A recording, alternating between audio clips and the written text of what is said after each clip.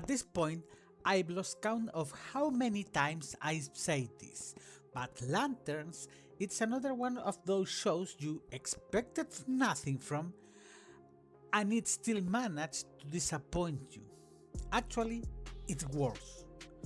You break yourself for the absolute worst garbage you can imagine, and they still find a way to prove that no matter how bad you thought it was going to be, nothing but nothing could have prepared you for what you were about to face, or in this case, what you were about to see through.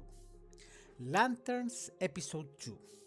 By far, not only one of the most incoherent episodes I've ever seen in a series, but also one of the most racist by a long shot. Hello dear viewers and welcome back. My name is Amilcar, I am a sci-fi and dark fantasy author and this is 4 Cents. Oh boy, this episode was an experience, and I'm using a gentle word. And from start to finish, it was really something. And if you thought episode 1 was a disappointment, wait until you see how this second chapter or episode somehow managed to be even more incoherent, more racist, and more ridiculous. The episode starts with Hal waking John up by dumping a bucket of cold water on him. And I'm gonna be honest here. For a guy who's supposedly trained by the military and his father was a soldier, John's habit of sleeping in so late and so carelessly makes zero sense. Living like that, any alien with special powers could just walk in, kill him, and steal the ring. But whatever. Hal tells him he's going to train him, teach him how to fly. So, after his failed attempt, John creates by accident, or I guess so, a bird. And yeah, I know he shouldn't be able to use the ring because each ring only works for one user at a time. But you need to understand that the writers need the audience to switch their brains off so the plot can keep going. So, he creates the bird, and when he hands the ring back to Hal, the bird's still there. It doesn't disappear, and even inside this ridiculous world that seems weird to Hal too, because it shouldn't work that way. So, right after that, the ring warns that it's about to run out of power, and like some old broken bread toaster that won't work, Hal smack it against a car and somehow gets 5% charge back. Why? Comedy moment, I guess. I don't know. Millennials joke you. Hal tells John to take a flight to his house and bring back the lantern to recharge the ring. But he has to stay focused the whole time because he needs to keep the bird alive until he returns. And I was sat here thinking, how the hell is he supposed to get that bird through the airport? I mean, even if his stuff is in his pocket, it's still chirping. But hey, why bother using logic? Damon Lindelof needs you to be just as dumb as him if you want to get through this show. You need to understand that.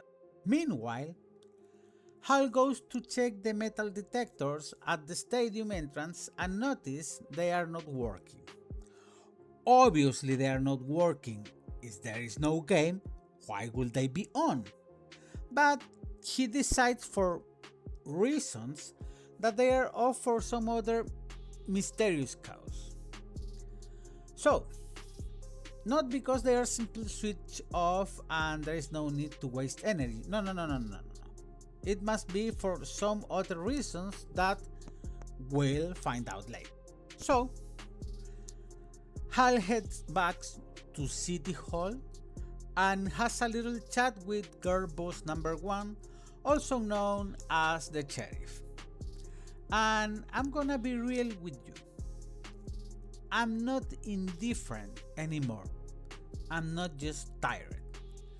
Now I feel actual disgust and sick every time I see this type of character in every single Hollywood production. All the men, and I use that word loosely, involved in this project are so spineless that they fantasize about dominant women treating them like garbage. Because that's clearly a projection. Anyone who knows a bit of psychology can tell you it came from hating themselves. These are people who think they deserve to be treated like the worst trash, and then they dump that fantasy into their shows. And believe me, we'll see more of this feeling later and in an even clearer way. Anyway, Hal tells John where to get the key to his house while he walks into the hospital or the morgue or something like that and steals 3 corpses. And here's the thing. Even though it's a small town, the entire population was supposedly at City Hall? I mean, even though we only saw a couple dozen people there? Because there was nobody on the streets, nobody in the whole hospital, and nobody saw Hal stealing the body. Hal takes the bodies to the stadium, actually to the stadium metal detectors, runs 1 corpse through for not real reason, and discover that they are not metal detectors at all, they are alien detectors. Of course they were, because, you know, Hal's hunch. So, meanwhile, John is walking out of Hal's house, turns around, and in a literal 10 seconds window, someone sneak up from behind. No, not even sneak up. He came walking from behind and kidnaps him. Meaning, when he left the house, he somehow didn't notice the kidnappers and a van parked right in front of the mansion. The mansion Hal lives in. A place I'm pretty sure you have to enter through a gate several meters away from the front door.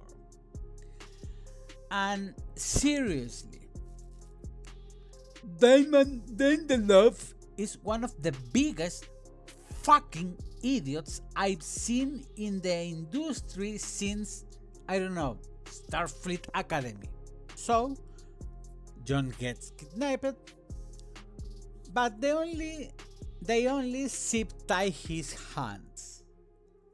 When he wakes up, the first thing he asks about is the bird, which the kidnappers carefully look after because, of course, the plot needs that. John starts a fight with the guy and breaks free from the zip ties like it's nothing. At all, even the police just because it actually works. But John snapped it like it was a piece of sewing thread. He escapes the van, and while running down the road, he gets hit by another van. For any normal person, that would mean multiple fractures, internal bleeding, bruises, contusions, and probably weeks in the hospital. But not here. Here just knocked him out for a couple of hours. And by the way, this is the second time he goes unconscious, and the bird still doesn't disappear. Why? Because he's the Black Green Lantern, and the cocksuckers writers want to make it clear he's some kind of chosen one. A Green Lantern who's going to be the stronger than every single one who came before him. Why? Because of DEI, that's why. Meanwhile, Girl Boss number 1 stops Hal, and the second she sees the corpses, she tells him exactly what he was doing. Anyone else might have thought he was checking if the bodies also have explosives in their heads, but no. She somehow knew exactly what Hal was up to, because apparently she has psychic powers. They go to talk to her father-in-law, the guy who basically runs the whole town. After that conversation, or it was in the meanwhile, I can't remember exactly, she admits she knows everything or a lot about the aliens, and even though the whole thing is outside her jurisdiction, she doesn't give a single shit, because she's so narcissistic, I mean the character, that she thinks she's above everyone, even the Guardians. After that, Hal gets shot and goes down. John wakes up in an abandoned building surrounded by what are clearly more aliens. He's tied to a chair with the same zip ties, but this time, because the plot needs it, he doesn't break free. They tell him about the Manhunters and force him to watch what these creatures, or the Manhunters, did to a whole world. But since the show is garbage, we as the audience never get to see any of what they showed him. Then they tell him not to trust Hal, because Hal knows everything and refuses to do anything about it. He wakes up in the hospital. Apparently they shoot him in the shoulder, but he's still passed out. Why? Makes no sense, but who cares? He talks to Girl Boss number 1 again. She confirms everything he suspected, and she knew it was all about aliens, and she wanted to keep control of it because she's a narcissist, and she also dropped that she's from Gotham. Now, why does that detail matters? Because I'm pretty sure they ain't going to reveal that her maiden name is Selina Kyle or Emma Frost or some other famous female DC character, because of course the damn cocksucker Damon Lindelof isn't happy with just another stereotype. He's going to take it one step further and give her extra screen time plus some kind of, I don't know, superpowers or whatever, because of course she's Girl Boss number. After that, John gets back to town. He walks into a dinner and, like the perfect soy boy he is, orders a decaf coffee. Obviously, it couldn't be other way. Then he runs into the grandma he slept with in the previous episode, and he talks to her like he knows her his whole life, when he actually only met her 5 minutes before they had sex. They start chatting about how white men are eccentric and can do whatever they want, talking about her husband. And then they mention Hal and call him John's white man. And I am sitting here thinking, aren't the writers and showrunners white too? And the answer is yes. Chris Mundy, Damon Lindelof, and Tom King are all white. So this show is really about them, about how they project their own issues.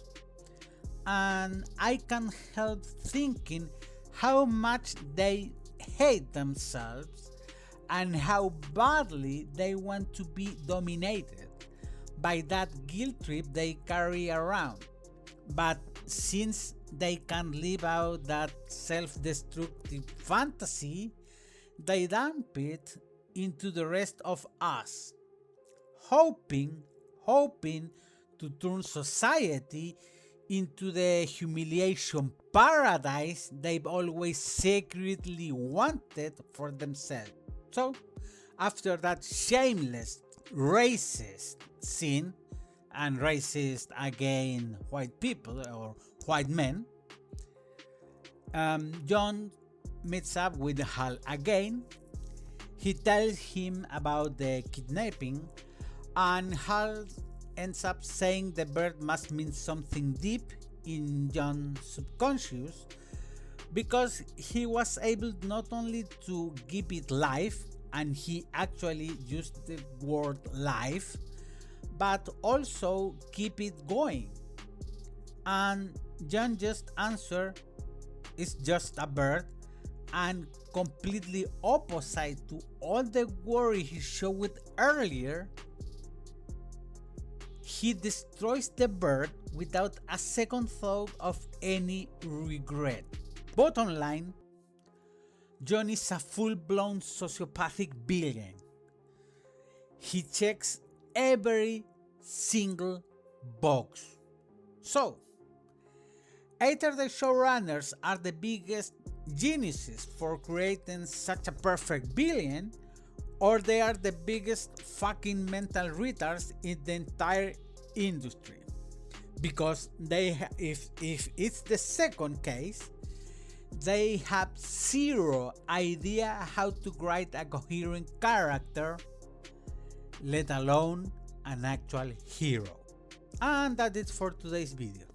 If you enjoyed this analysis, don't forget to like, subscribe, and share with others. I love to read your thoughts in the comments down below. What did you guys think of this episode? Was it even worse than the first one for you, or I'm just losing my mind over here?